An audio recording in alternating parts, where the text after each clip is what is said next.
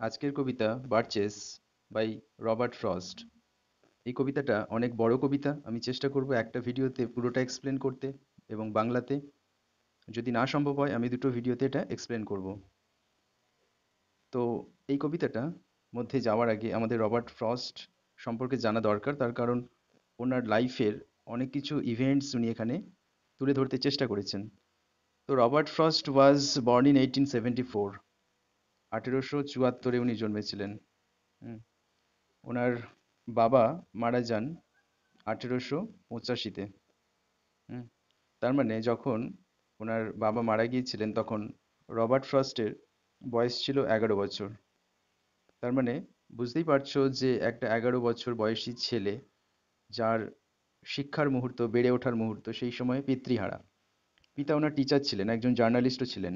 যদিও ওনার মা একজন টিচার ছিলেন বটে, তবুও পিতৃহীনতা ওনাকে অনেকখানি সাফারিং দিয়েছিল।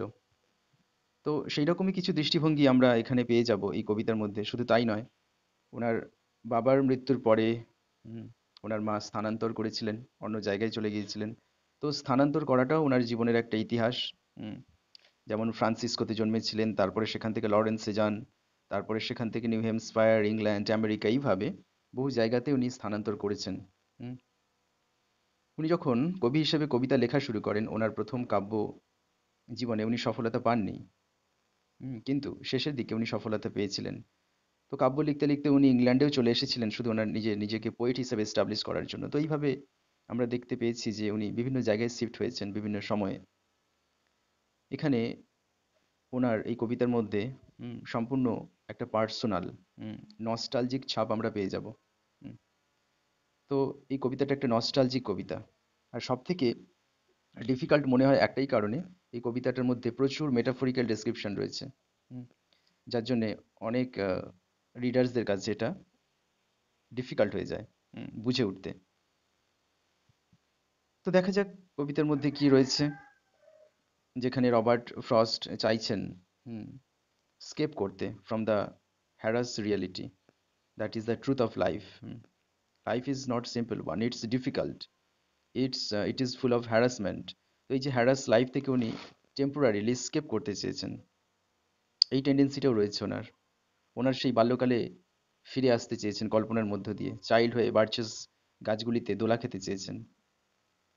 এটা ওনার একটা ইলিউশন, যে ইলিউশনের দ্বারা উনি হ্যারাস রিয়েলিটি থেকে স্কেপ করে চলে যেতে চেয়েছেন কিছু সময়ের জন্য, নিজেকে টেম্পোরারি রিলিফ দেওয়ার কারণে। এই জিনিসগুলো আমরা পেয়ে যাব। এবং শুধু তাই নয়, এখানে ন্যাচারাল ডেসক্রিপশনও রয়েছে। তো ফার্স্ট লাইন শুরু করা যাক। ওয়েন, ফার্স্ট লাইনে বলা হয়েছে, when I see birches bent to left and right across the lines of straighter darker trees. যখন আমি দেখি বার্চেস গাছগুলো ডাঁয়ে এবং বাঁয়ে ঝুঁকে রয়েছে এক লাইন ধরে, স্ট্রেটার অ্যান্ড ডার্কার ট্রিজ, সোজা এবং অন্ধকার গাছের সারি ধরে যখন বার্চেস গাছগুলো আমি দেখি ডাঁয়ে এবং বাঁয়ে নুয়ে রয়েছে। তো বার্চেস ট্রিজগুলো কেমন হয়? এগুলো একটু সিলিন্ডার ট্রি, মানে লম্বা হয়ে উঠে যায় উপরের দিকে, গগনচুম্বী, আকাশের দিকে উঠে যায়। এত উঁচু উঁচু হয় বার্চেস ট্রিগুলো, এবং সরু সরু হয়। নেক্সট দুটো line, I like to think some boys been swinging them. আমি মনে করি, আমি মনে করতে চাই যে একজন বালক সেইগুলোতে দোলা খাচ্ছে। But swinging doesn't bend them down to stay. কিন্তু সেই বালকের দোলা খাওয়া গাছগুলোকে বাঁকিয়ে রাখতে পারে না। অ্যাজ আইস স্টর্ম ডু, যেমন পারে তুষার ঝড়। Often you must have seen them, তুমি এটা প্রায়ই দেখে থাকবে। তো এই যে আইস স্টর্ম, তুষার ঝড়, এটা কি করে? শীতকালে এই তুষার ঝড় দেখা যায়, পার্টিকুলারলি ইন উইন্টার। তো এই উইন্টার এসে কি করে, বার্চেস গাছগুলোতে বরফ জমে যায়, তুষার জমে যায়, জমে সেই গাছগুলো নুয়ে পড়ে। সেটা উনি বলতে চেয়েছেন এখানে, যে একটা বালক যখন খেলা করে সেই বার্চেস গাছের ডাল ধরে, বার্চেস গাছ ধরে যখন দোলে, তখন বার্চেস গাছগুলো নুয়ে যায়, আবার সোজা হয়ে যায়। তাদেরকে বেন্ড করে রাখা যায় না, কিন্তু তাদেরকে বেন্ড করে রাখতে পারে আইস স্টর্ম। তার মানে শীতের যে তুষার ঝড়, সেই পারে তাদেরকে নত করে রাখতে। Next, loaded with ice a sunny winter morning after rain. বৃষ্টির পরে একটা শীতের সকালে আমরা দেখতে পাবো বরফে আবৃত রয়েছে, বরফের চাপে আবৃত রয়েছে সেই বার্চেস গাছগুলি। They click upon themselves as the breeze rises and turn many-colored as the steer cracks and crages their animal. They click upon themselves মানে তারা তাদের পরিবর্তন করে, তারা তাদের রূপান্তরিত করে। তারা কারা? সেই বার্চেস গাছগুলি তাদেরকে রূপান্তরিত করে। কিসে রূপান্তরিত করে? হুম, বিভিন্ন রঙে রূপান্তরিত করে। তারা বিভিন্ন রঙে পরিবর্তিত হয়। কখন? যখন ব্রিজ রাইজেস, যখন মৃদুমন্দ বাতাস বইতে শুরু করে। হুম, এবং সেই বাতাসে স্টির মানে নড়ে ওঠে ডালগুলি, অ্যান্ড ক্র্যাকস এবং ভেঙে যায়, অ্যান্ড ক্রিজেস দেয়ার অ্যানিমালস। তার মানে যখন বাতাস বয় শুরু করে তখন সেই গাছের ওপরে বোঝার মতো চেপে থাকা যে বরফগুলো, তুষারগুলি, সেইগুলি ক্র্যাক হয়ে যায়, ভেঙে যায়। হুম, সেইগুলোকে কবি অ্যানামেল বলছেন। Enamel, enamel is a kind of substance, যেটা মানুষের দাঁতে দেখা যায়, সাদা চকচকে অ্যানামেল। সেই অ্যানামেলের মতো তুষারগুলো তখন ভেঙে যায়, আর সূর্যের রশ্মি পড়ে সেই গাছগুলি বিভিন্ন রঙে যেন রেঙে ওঠে। Turn many coloured, right? Soon the sun's warmth make them set crystal seals. খুব তাড়াতাড়ি সূর্যের উষ্ণতা, সানস ওয়ার্মথ সূর্যের উষ্ণতা, makes them shed crystal shells কাঁচের খসার মতো করে তাদের খুব তাড়াতাড়ি গাছগুলো থেকে ঝরিয়ে দেয়। কোনগুলোকে? তুষারগুলোকে। কে ঝরিয়ে দেয়? সানস ওয়ার্মথ সূর্যের উষ্ণতা। কিরকম ভাবে ঝরিয়ে দেয় shattering and avalanching on the snow crust. যখন ঝরিয়ে দেয় তখন তারা ছিন্ন বিচ্ছিন্ন হয়ে পড়ে এবং তুষারপাতের মতো পড়ে নিচে জমে থাকা যে তুষার ভূমি তার উপরে। স্নোক্রাস্ট মানে তুষার ভূমি। স্বাভাবিক শীতকালে গাছের নিচে যখন তুষার পড়বে সেটা তো তুষার ভূমি হবে। সেই তুষার ভূমির ওপরে ঝরে পড়ে গাছের ওপরে জমে থাকা তুষারগুলি। কিরকম ভাবে ঝরে পড়ে? ক্রিস্টাল সেলসের মতো ঝরে পড়ে। Such heaps of broken glass to sweep away. বলছে হিপ অফ ব্রকেন গ্লাস, ভাঙা যে কাঁচ, ব্রকেন গ্লাস, গ্লাস মানে কাঁচ, ব্রকেন মানে ভাঙা। সেই যে হিপ, হিপ মানে কি? গাদা বা জমা হয়ে থাকা একসঙ্গে। তাহলে সেই মতো হিপস অফ ব্রকেন গ্লাস, সেই মতো জমে থাকা যে ভাঙা কাঁচের গাদা, টু সুইপ অ্যাওয়ে মানে রিমুভ করে দেওয়া, সরিয়ে নিয়ে যাওয়া। হুম, তার মানে কবি এখানে যে বরফের টুকরোগুলোকে বলছেন যে ব্রকেন গ্লাস, যেন ভাঙা কাঁচের মতো দেখতে লাগছে। You think the inner dome of heaven had fallen. কবি বলছেন তুমি ভাববে যেন স্বর্গ থেকে কোনো গম্বুজ এসে পড়েছে। হুম, তো এই যে লাইনটা, এই লাইনটার মধ্যে আমরা পাচ্ছি একটা religious dimension. This is very important.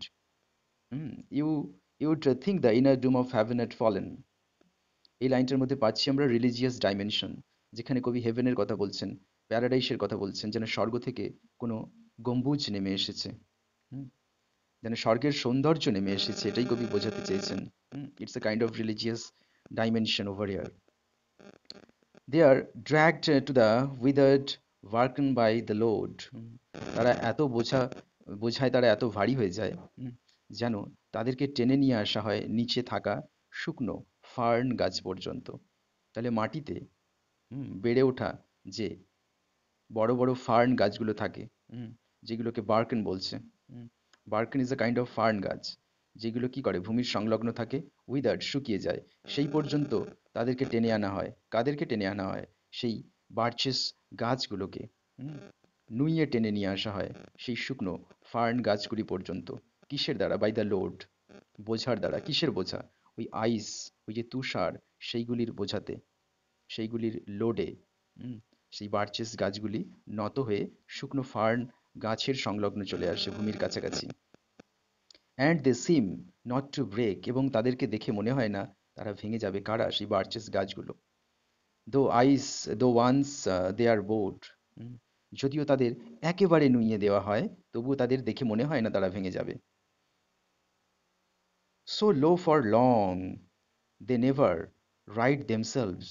So low for long, তারা অনেক দিন ধরে এরকমভাবে নিচু হয়ে থাকে। দে নেভার রাইট দেমসেলভস, তারা তাদেরকে কখনোই আগের জায়গায় নিয়ে যাওয়ার চেষ্টা করে না। তারা কখনোই সোজা হওয়ার চেষ্টা করে না। বহু সময় ধরে তারা নত হয়ে থাকে। You may see their trunks arching in the Woods.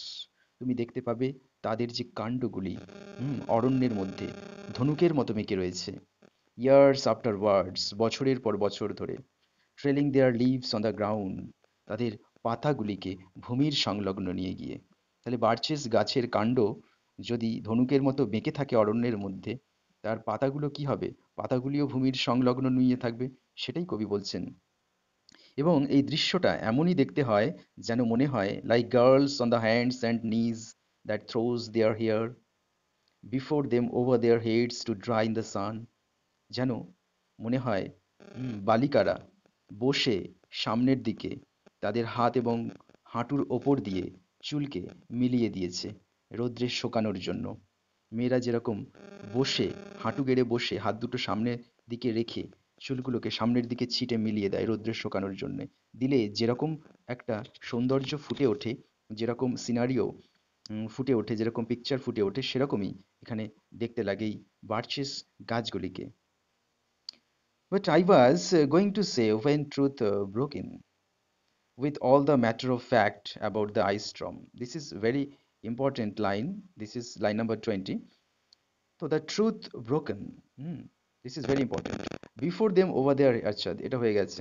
Hmm, But I was going to say, কিন্তু আমি বলতে যাচ্ছিলাম, when truth broke in, যখন সত্য প্রবেশ করছে, with all her matter of fact about the ice storm, যখন এই আইস স্টর্ম তুষার ঝড়ের সম্পূর্ণ বিস্তারিত বিষয় যেটা আমি বলতে যাচ্ছি, সেই মুহূর্তে হঠাৎ করে ট্রুথ প্রবেশ করে ফেলেছে। কোথায়? আমার কল্পনায়। তাহলে কবি এখানে কল্পনার মধ্যে বলছেন যে তুষার ঝড়ে নমিত গাছগুলির কথা, তাদের দৃশ্যের কথা। তাহলে কবি এখন ফ্যান্টাসিতে রয়েছেন, কবি কল্পনাতে রয়েছেন। তার মানে এই সিচুয়েশনটা তৈরি হয়েছে, সেটিংটা তৈরি হয়েছে এমনই ভাবে, কবি যেখানে বাস করছেন, কবির সেই ফার্ম হাউসের সামনে বিশাল জায়গা রয়েছে, সেখানে অনেক লম্বা লম্বা এরকম বার্চেস গাছ রয়েছে সরু সরু। তো তুষার ঝড়ে ইন উইন্টার সিজন এই ঘটনাটা ঘটেছে, বার্চগুলো তুষারে জমে গেছে, নত হয়ে গেছে। কবি সেইগুলোকে দেখে এবার তার বাল্যকালের কথা ভাবছেন। তার মানে কবি কিছু সময়ের জন্যে টেম্পোরারিলি নিজের যে হ্যারাস রিয়েলিটি রয়েছে, নিজের যে সাফারিং অফ লাইফ রয়েছে, জীবনের ভোগান্তি, যন্ত্রণা, কষ্ট, এইগুলো থেকে কল্পনার জগতের মধ্য দিয়ে কিছুটা দূরে চলে যেতে চেয়েছেন। যার জন্যই উনি এই ন্যাচারাল ডেসক্রিপশনটা দিচ্ছেন। যখনই উনি দিচ্ছেন, ওনার এই ইলিউশন, ওনার এই কল্পনার মধ্যে ট্রুথটা প্রবেশ করেছে। কিসের truth? Truth that is the reality, that is the suffering of life. ওনার জীবনের কষ্ট, যন্ত্রণা, দায়িত্ব, কর্তব্য, হ্যারাস রিয়েলিটি অফ লাইফ যেটা ওনার জীবনে, সেইটা প্রবেশ করে গেছে। ওনার প্রবেশ করে ওনার কল্পনাকে ইন্টারাপ্ট করছে, ওনার কল্পনাকে বাধা দিচ্ছে। তাহলে এখানে কবি ট্রুথকে ক্যাপিটালাইজড করেছেন। ক্যাপিটালাইজড মানে কি? পুঁজি। কিসের পুঁজি? ট্রুথ হচ্ছে মানুষের পুঁজি, that is the reality, that is the harsh reality, যেটা হচ্ছে জীবনের একদম পার্থিব বাস্তবতা, যেটাকে মানুষ পাথেয় করে বেঁচে থাকে। হ্যাঁ, তার কারণ এটাকে এড়িয়ে যাওয়া যেতে পারে না। হুম, এটা একটা বিষয়। আরেকটা বিষয়, এই ট্রুথ হচ্ছে একটা পার্সনিফাইড ফিগার। এই ট্রুথ হচ্ছে একটা পার্সনিফাইড ফিগার। কবি এখানে পার্সনিফাই করেছেন ট্রুথকে। তার মানে কি? ট্রুথকে নররূপে রূপায়িত করেছেন, ট্রুথকে হিউম্যান অ্যাট্রিবিউট দিয়েছেন, ট্রুথকে attribute of the living being, হ্যাঁ, জীবন্ত মানুষের, প্রাণীর অ্যাট্রিবিউট, উপাদান দিয়েছেন এই ট্রুথ আইডিয়াটাকে। যার ফলেই না এই ট্রুথ কবির কল্পনার মধ্যে প্রবেশ করে কবির কল্পনাতে বিঘ্ন ঘটাচ্ছে। বোঝা গেছে? এটি হচ্ছে রেফারেন্স টু দ্য ট্রুথ। তাহলে truth is capitalized and truth is personified in this poetry. তারপরে কবি বলছেন, I should prefer to have some boy bend them as he went out and in to fetch the cow. স্বাভাবিকভাবে একটা বালক যখন গরু নিয়ে যায়, তখন সে সেখানে খেলা করে, ওই গাছগুলি ধরে নত করে দেয়, গাছগুলিকে বাঁকিয়ে দেয় নিচের দিকে। সেই কথাটাই কবি বলছেন। তার মানে কবি বলছেন, I should prefer some boy, কোনো একজন বালক যার কথা আমি বলতে চাইবো। তো সেই কোনো একজন বালক আসলে কেউ নয়, কবি নিজে। কবি তার নিজের কথা বলতে চাইছেন। হুম, কবি তার নিজের লাইফের কথা বলতে চাইছেন। কবি এখানে নস্টালজিক, তার নিজের বাল্যকালে ফিরে আসতে চাইছেন, from the harass life of present time, বর্তমান সময়ের এই কঠিন বাস্তবতা থেকে সরে নিজের বাল্যকালে ফিরে আসতে চাইছেন। তাহলে উনিই হচ্ছেন সেই সাম বয়, কোনো একজন বালক, তাই না? উনি নিজের কথাই বলছেন ওনার কাব্যের মধ্য দিয়ে। Some boy too far from town to learn baseball, whose only play was what he found himself. Some boy, কোনো একজন বালক, too far from town to learn baseball, যারা শহরে থেকে কি করে? বেসবল খেলা শেখে বা বেসবল খেলে। Whose only play was that he found himself, এই বেসবলই তাদের একমাত্র খেলা, যেটা তারা নিজেদের মধ্যে খুঁজে পায়, যার মধ্যে তারা নিজেদের আনন্দ নিজেরাই খুঁজে নেয়। ইন সামার অ্যান্ড উইন্টার, শীত এবং গ্রীষ্মে সব সময় তাদেরকে এটাই খেলতে হয়, এই বেসবল। এছাড়া তাদের আর কোনো উপায় থাকে না। তাহলে এখানে কবি শহরের বালকের রেফারেন্স দিচ্ছেন যে সেই শহরের বালক শহরে থেকে নিজের মধ্যে নিজেই আনন্দ পায় শুধুমাত্র একটি খেলা, বেসবল খেলার মধ্য দিয়ে। কুড কুড প্লে অ্যালোন, তার মানে একাকী খেলে, একা খেলে। হুম। তো শহরে চলে যাওয়া একটা ছেলের কথা এখানে কবি বলছেন। এটা হতে পারেন উনি নিজে, হতে পারেন বাস্তব বাস্তবতাকে তুলে ধরছেন। হুম। বা হতে পারে এই বাস্তবতার মধ্যে উনিই তার জ্বলন্ত উদাহরণ। ঠিক আছে? তো এখানে কবি বলতে চাইছেন কিছু ছেলে আছে যারা শহরে থেকে বেসবল খেলা করে। একাকী খেলতে হয় সামার এবং উইন্টার সব সময়, সারা ঋতুতেই ওইটাই তাদের খেলা, আর কিছু করার থাকে না তাদের। তো তারা ওটাই করে সেখানে বসে। হুম।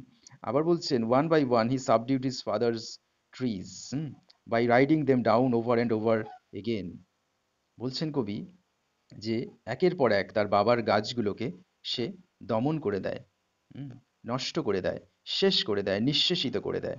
সাবডিউড মানে দমন করা, নিঃশেষিত করে দেয়। কাকে? তার ফাদার্স ট্রিজ, বাবার গাছগুলোকে। তার মানে কি, শহরে বসে বেসবল খেলা ছেলে সে কি করে? দায়িত্বের কিছু বোঝে না। তার বাবার যে গাছ, তার মানে কি ফাদার্স ট্রিজ হচ্ছে metaphorical description of father's property. বাবার প্রপার্টিকে কি করে? নিঃশেষিত করে শহরে বসে বেসবল খেলতে খেলতে, শহরের মজা নিতে নিতে। সেটাই বলছেন কবি, মেটাফরিক্যাল ডেসক্রিপশন এটা। One by one he subdued his father's trees, একের পর এক সে নমিত করেছিল, একের পর এক সে নিঃশেষিত করেছিল তার বাবার গাছগুলিকে। তার মানে কি, তার বাবার প্রপার্টিকে শহরে বসে নিঃশেষিত করছে। By riding them down over and over again, একের পর এক এটার উপরে চড়ে চড়ে। তার মানে কি, কবি অ্যাকচুয়ালি বোঝাতে চাইছেন মেটাফরিক্যালি, একটার পর একটা বাবার পৈতৃক সম্পত্তিকে বিক্রি করছে ছেলে শহরে বসে। এইভাবে সে তার বাবার সম্পত্তির নিঃশেষ ঘটাচ্ছে। Until he took the stiffness out of them, যতক্ষণ না সে একটিকেও ছেড়ে দিচ্ছে, যতক্ষণ না সে ক্লান্ত হয়ে যাচ্ছে। Until he took the stiffness out of them, যতক্ষণ না সে ওখান থেকে একটিও নিস্তার দিচ্ছে, যতক্ষণ না ওখান থেকে সে ক্লান্তি বোধ করছে। তার মানে কি, শহরে বসে বাবার সম্পত্তি বিক্রি করে ফুর্তি করা, হুম এইগুলোর মধ্য দিয়ে সে তার নিজের জীবনের আনন্দ খুঁজে নেয় যে শহরে থাকে।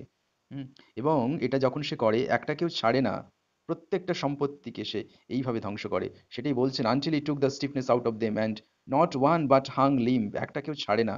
Not one was left for him to conquer, শেষ পর্যন্ত একটাও সে বাকি রাখে না বিক্রি করে দিতে, ধ্বংস করে দিতে, শুধু শহরে বসে ওই বেসবল খেলার মজা নেওয়ার জন্য।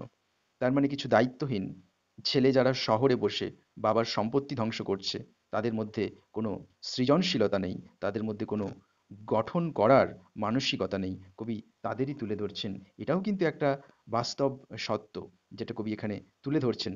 এটা আমাদের বুঝতে অসুবিধা হচ্ছে, তার কারণ এটা মেটাফরিক্যালি কবি তুলে ধরছেন। এটা পুরোটাই কবির একটা metaphorical description.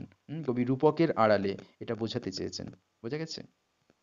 He learned all there was to learn about not launching out too soon, and so not carrying the tree away clear to the ground. এইভাবে সে শহরে বসে এইরকম তার কর্মকাণ্ডের মধ্য দিয়ে সে শিখেছিল, কি শিখেছিল? এই সব শিখেছিল। কোনগুলো শিখেছিল?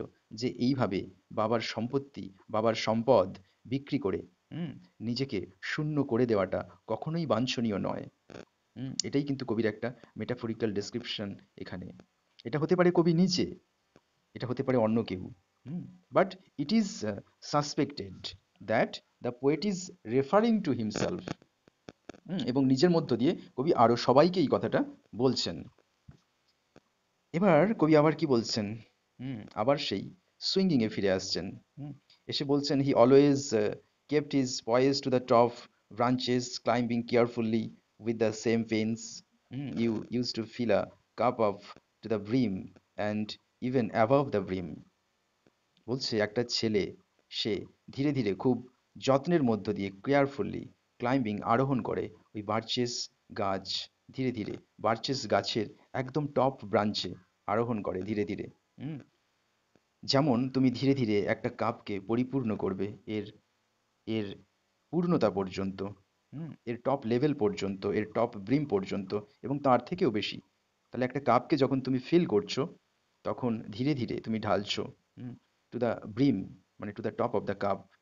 এবং শুধু তাই নয়, তার থেকেও যদি বেশি আরো পরিপূর্ণ করতে চাও, ফিল করতে চাও, তাহলে আরো ধীরে ধীরে তোমাকে সেটা পরিপূর্ণ করতে হবে, যেন উপচে না যায়, যেন পড়ে না যায়, যেন অঘটন ঘটে না যায়।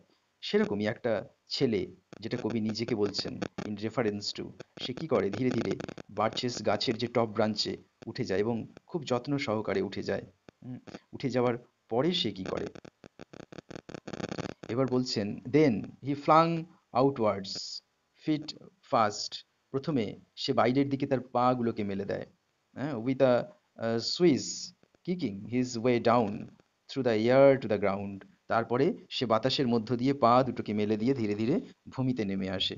স্বাভাবিকভাবেই যেরকম বার্চেস কোনো লম্বা উঁচু গাছের শাখায় উঠে গেলে সেখান থেকে যদি কেউ তার কাণ্ড ধরে নিচের দিকে দোল দেয় পা দুটোকে মিলিয়ে দিয়ে, সেই বার্চেস গাছ কি করে, ধীরে ধীরে নয়ে পড়ে এবং তার পা দুটো গ্রাউন্ডে এসে পড়ে। So was I once myself swinger of birches. এবার কবি বলছেন নিজের কথা, আমি ছিলাম এই রকম সুইঙ্গার অফ বার্চেস, আমি ছিলাম সেই বালক যে ওই বার্চেস গাছে দোলা খেতাম। And so I dream of going back to be. এখন আমি কল্পনা করছি আবার সেখানে ঘুরে যেতে। তার মানে it's a kind of escapism. তার কারণ কবি স্কেপ করতে চাইছেন temporary, momentary escape of the poet from the harsh reality. কঠোর বাস্তবতা থেকে কবি, জীবনের যন্ত্রণা থেকে কবি কিছুটা সময়ের জন্য চলে যেতে চাইছেন ওনার কল্পনার মধ্য দিয়ে ওনার বাল্যকালে। It is when I am weary of considerations, and life is too much like a pathless wood, where your face burns and tickles with the cobwebs. এটাও একটা reference to the poet's life, এটা metaphorical description. কই বলছেন, it is when, এটা আমার মনে হয় তখনই, যখন আই এম উইয়ারি, মানে আমি ক্লান্ত, দুশ্চিন্তিত। হুম, কিসে ক্লান্ত? হুম, নিজের বাস্তব বিবেচনার জগতে, বেঁচে থাকার জগতে আমি ক্লান্ত। And life is too much like pathless wood, যখন জীবনটাকে মনে হয় যেন পথ হারানো কিছু, যখন মনে হয় জীবনে পথ হারিয়ে ফেলেছি, তখনই আমার মনে হয় ওই বাল্যকালে ফিরে যেতে। হুম, যখন জীবনে মনে হয় যে আমার ফেস, আমার মুখটা যেন বার্নস হয়ে গেছে, ঝলসে গেছে, টিকলস উইথ কবওয়েবস, যেন মনে হয় যে আমার আহ, তো এখানে অ্যাকচুয়ালি কবি, আমি আরেকটু ভালোভাবে এটাকে বোঝানোর চেষ্টা করছি। So I was once myself a swinger of birches. তো আমি একসময় ছিলাম ওই ব্রিজ গাছের দোলক, আমি দুলতাম একসময় ওই বার্চেস গাছগুলিতে। And so I dream going back to be, and so I dream going back to be, সুতরাং আমি এখন কল্পনা করছি ওই বাল্যকালে ফিরে যেতে। It's when I am weary of considerations and life is too much like a pathless wood you face where your face burns tickles with cobwebs. এবং এটা তখনই মনে হয় যখন তোমার জীবনে তুমি রাস্তা হারিয়ে ফেলবে এবং তোমার মুখ ঝলসে যাবে এবং কবওয়েবস মানে মাকড়সার যে জাল ফাঁদ তোমার মুখে আটকে যাবে। তার মানে কি কবি এখানে মেটাফরিক্যালি বলছেন যে burn face, face burns, tickles with cobwebs, এগুলোর মধ্যে কবি হিন্ড্রেন্স অফ লাইফের কথা বলছেন, জীবনের বাধার কথা বলছেন, জীবনের প্রতিবন্ধকতার কথা বলছেন। যখন জীবনের একটা পর্যায়ে এসে তোমার জীবনটা পথলেস উড হয়ে যাবে, তার মানে কি পথ হারিয়ে ফেলবে। হুম, যখন মনে হবে তোমার জীবনে সাফারিং চলে এসেছে, যেটাকে কবি বোঝানোর জন্য বলছেন ফেস বার্নস টিকলস উইথ কবওয়েবস, তার মানে কি যখন তোমার জীবন যন্ত্রণাগ্রস্ত হবে, জীবনে তুমি রাস্তা হারিয়ে, তখন তোমার মনে হবে যে আমি যেন সেই বাল্যকালে ফিরে যাই কিছু সময়ের জন্য মিনিমাম। যেটা কবির হয়েছে, যেটা হচ্ছে কবির হয়েছে by the harsh reality of life. তাই কবি এখন টেম্পোরারি স্কেপ খুঁজছেন ওনার হার্ড রিয়েলিটি থেকে কিছু সময়ের জন্য রিলিফ পাওয়ার জন্য। ক্লিয়ার? নেক্সট স্ট্যান্জাতে রয়েছে, broken across it and one eye is weeping from the twigs having flashed across it open. I did like to get I from the earth a while, broken across it and one eye is weeping. Hmm. From a twigs having lashed across it open.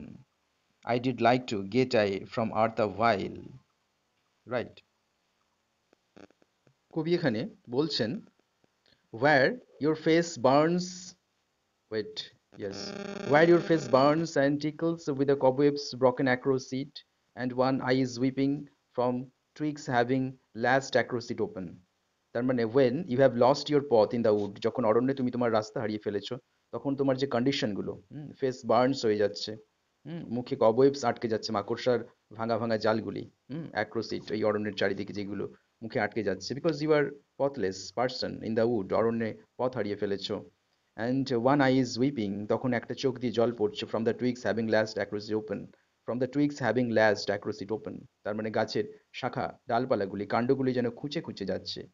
Having last, এই যে last কথাটা বলছেন, চাবুক মারা, বেত্রাঘাত, যে অরণ্যের মধ্য দিয়ে পথ হারিয়ে এলোমেলোভাবে হেঁটে গেলে যেরকম গাছের ডালপালাগুলো গায়ে লাগে, চোখে লাগে, মুখে লাগে, বেত্রাঘাতের অনুভূতি হয়। এই অনুভূতিটা referentially by the description of the birches wood, এর মধ্য দিয়ে কবি কিন্তু বলতে চাইছেন মেটাফরিক্যালি যে it's the hard reality of life, it's the harsh reality of life that the poet has been facing in his life. Clear?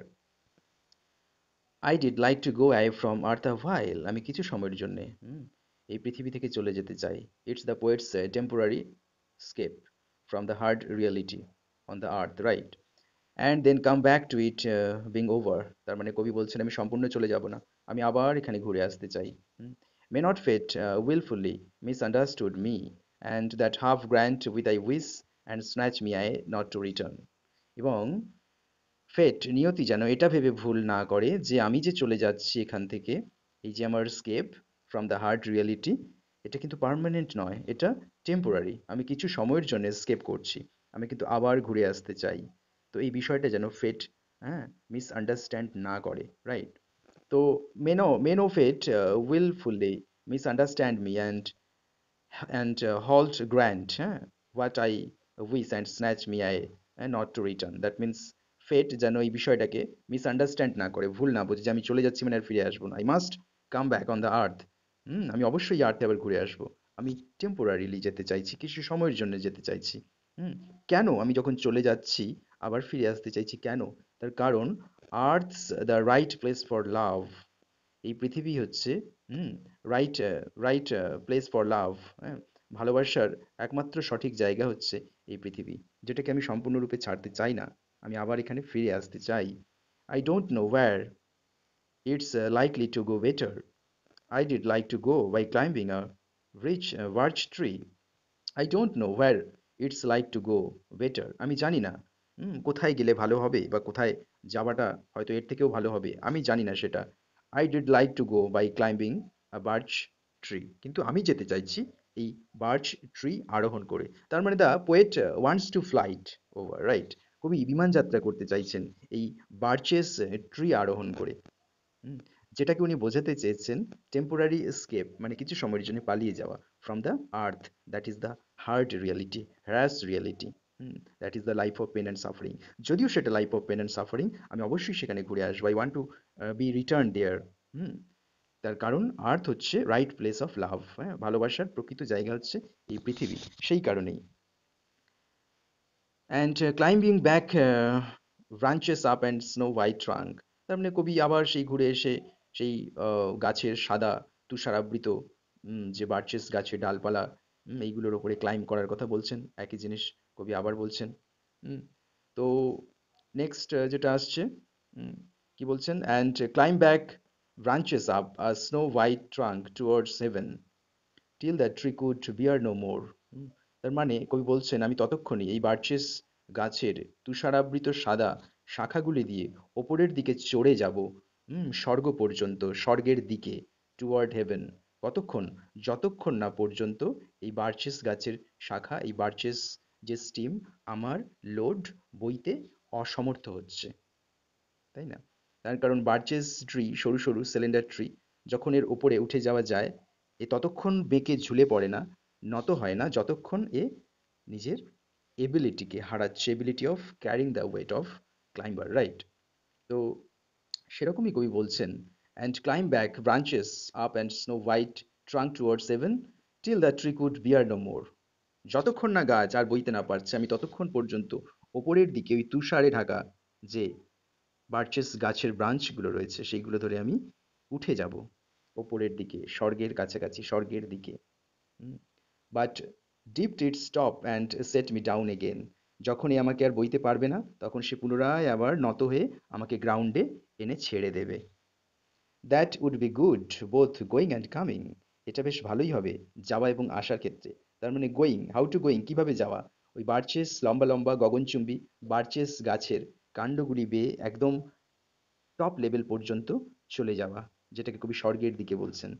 এইভাবে যাওয়া। কিভাবে নেমে আসা, কিভাবে কামিং ডাউন ব্যাক, যখন বার্চেস গাছ আর লোড বইতে পারছে না কবির, তখন বার্চেস গাছ ঝুঁকে পড়ছে, নত হয়ে যাচ্ছে, বেন্ড হয়ে কবিকে আবার আর্তে নামিয়ে দিচ্ছে। That is the way to come back, এইভাবে ঘুরে আসা কবির, রাইট।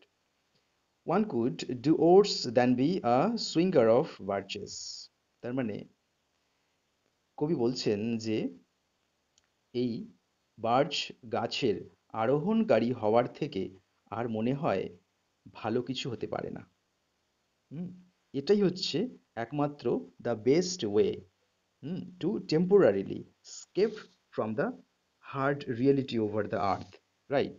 সেটাই বলছেন, one could do worse than be a swinger of birches. তো এটাকে যদি আমি সহজভাবে দেখি, দেখব মিনিংটা একটু গার্বলড মনে হবে, বিকৃত মনে হবে। কি ওয়ান কুড ডু ওর্স, একজন করতে পারে অত্যন্ত খারাপ, দ্যান চেয়ে বি সুইঙ্গার অফ বার্চেস, মানে বার্চেস গাছের আরোহণকারী হয়ে। অ্যাকচুয়ালি তা না, এটাকে কবি লিটারালি এটা মিন করতে চাইছেন, one could do worse than be a swinger of birches. তার মানে সুইঙ্গার অফ বার্চেস, বার্চেস গাছের আরোহণকারী হওয়ার থেকেও ভালো আর কিছু হতে পারে না। That means to become the swinger of birches tree is the best idea, সব থেকে ভালো ধারণা, ভালো পথ, ভালো পন্থা। The best idea is to become swinger of birches tree in order to escape from the hard reality of life over the earth temporarily, right? So the entire কবিতাটা রয়েছে কিন্তু মেটাফরিক্যাল, যার ফলে এটাকে এত সহজভাবে বা সাদাসিপটে শব্দের মানের মধ্য দিয়ে হাঁটলে কিছুই বোঝা যাবে না। তার কারণ এটা ভীষণভাবে কবির নিজের লাইফকে রিলেটস করছে, যার ফলে you have to take the explanation, poetic explanation to be metaphorical one, right. And main যে জিনিসগুলো রয়েছে তার মধ্যে দুটো আমি ফোকাস অন করব। ফার্স্ট হচ্ছে line number 13, that is the dimension, religious dimension, where the poet has stated inner doom of heaven. This is this line, inner doom of heaven, this is very important. This is a religious dimension. And another line is about the truth. This is line number 20. This is line number 20. Truth broke. That is the truth capitalized, and truth is personified figure. To enter the poet's life, to bring back the poet from his imagination. কবির কল্পনাকে ভেঙে দেওয়ার জন্য truth is responsible. That is the hard reality of life, harass reality of life. So truth is a personified figure. These are the two main ideas. এই দুটো হচ্ছে সব থেকে প্রধান idea. তো আর পুরো কবিতাটাই মেটাফরিক্যাল রয়েছে, নো ডাউট মেটাফরিক্যাল ডিসক্রিপশন। আর কবির লাইফকে relate করছে, কবি বাল্যকালে এরকমভাবে টাইম স্পেন্ড করেছিলেন এবং আবার সেই জায়গায় ফিরে যেতে চাইছেন। কবির একটা নস্টালজিক অ্যাটিটিউড, কবি এইটা কল্পনা করছেন ওনার ফার্ম হাউসে দাঁড়িয়ে, ওনার ফার্ম হাউসের সামনে বিশাল জায়গা, সেখানে সরু সরু সিলিন্ডার যে বার্চেস গাছগুলো রয়েছে সেইগুলোকে দেখে উইন্টার সিজনে তুষারপাতের পরে নত হয়ে যেতে দেখে কবি কল্পনা করছেন, উনি কল্পনার মধ্য দিয়ে, ইলিউশনের মধ্য দিয়ে উনি ওনার বাস্তব কষ্টকে কিছু সময়ের জন্য এড়িয়ে চলে যেতে চেয়েছেন, আবার পুনরায় ফিরে আসতে চেয়েছেন, সেটা আমরা লাস্ট স্ট্যান্জাতে পেয়েছি। আই হোপ কমপ্লিট হয়েছে, এভরিওয়ান বুঝতে পেরেছো? If still you have any problem in anything to understand, please make comment on my comment box and you can ask the questions. Please do subscribe my channel, like and share my video. Bye bye.